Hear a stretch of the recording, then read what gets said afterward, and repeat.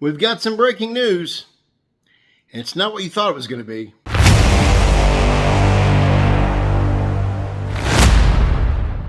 We now know the future of Scott Martin as it pertains to the Bassmaster Elite Series. I spoke with Scott here a couple of 3 hours ago. He told me that back this past Thursday on April 3rd, he submitted to an independent polygraph examination, one that covered the 2 protests that were filed against him, which accused him of bartering for information on the up-and-coming Pasquotank River / Albemarle Sound event, the next stop on the Bassmaster Elite Series. I have been entrusted with the name of the polygraph examiner in question. I have vetted his credentials. He has a storied career in law enforcement, and I can say that yes, he is currently licensed in the state of Florida as a polygraph examiner. The results of the polygraph examination are that Scott did pass it. However, B.A.S.S has a strong policy against accepting outside polygraph examination results. I mean, we all know what happened to J.T. Tompkins.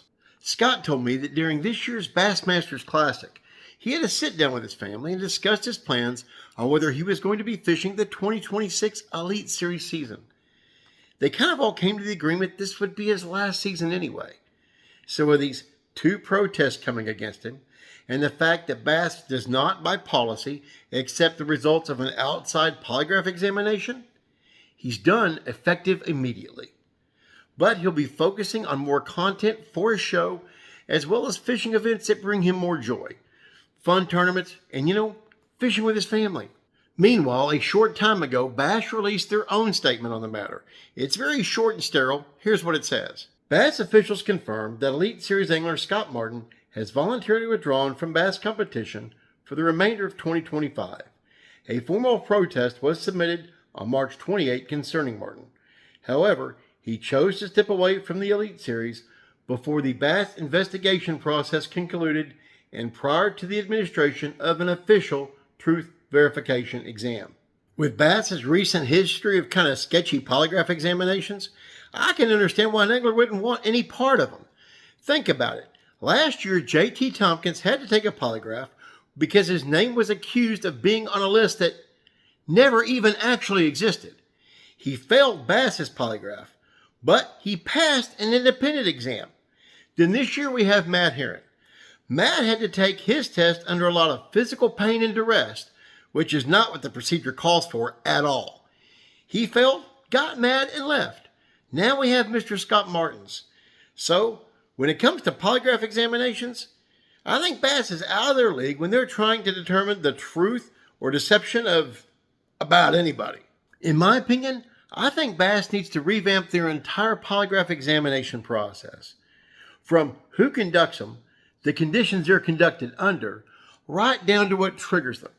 Now, I'm not saying this is what happened in this situation, but far too many times we've seen anglers weaponize the whole protest polygraph against anglers they don't like. Maybe the person pops for something, maybe they don't. Either way, that's not what it's intended for. Do you know some organizations have a nifty little rule? If you file a protest against another angler and it ends up in a polygraph exam, you have to foot the bill. You only get your money back if that person fails the polygraph exam. If they pass, you lose your freaking money. I think B.A.S.S could really benefit from a policy like that, especially in situations like this. What's most important? It needs to come with even more severe consequences. Now, do I know who filed these protests? Yes, I do. I have agreed to keep their names out of it.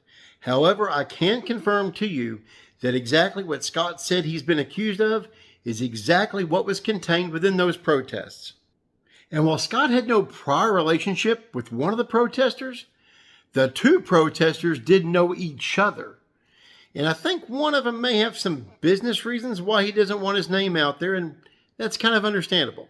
Now, this next part is going to be a bit uncharacteristically kind of speculatory of me, and I apologize, but indulge me. There's a third person out there who did not sign his name to the dotted line, but is friends with at least one of the 2 gentlemen that are protesting. Does this mean it's a dog pile? No. But this person has been vocal that he does not like Scott Martin.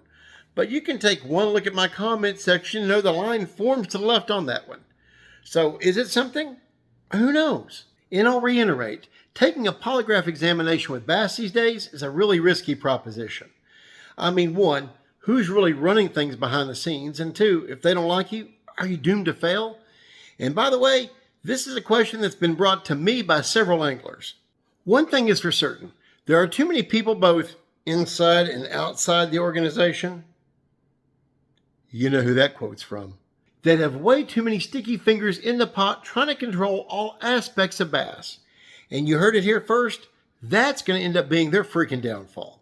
And you know what? I want to know what you guys think in the comments section below.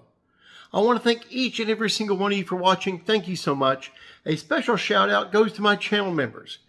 And do not forget about our 5,000 subscriber giveaway happening as soon as we hit that mark. Check out my video on the awesome prizes we're going to be giving away. So do me a favor, subscribe, like, comment, even share around for all your buddies so we can hit that mark. But until next time we meet, do me a favor, get out there on the water and keep it wet. Yo, it's a real tackle, let's stick to the facts. I don't sugarcoat nothing, I'm spitting the max. You think I'm holding back? Nah, I better step back. I'm dropping lines like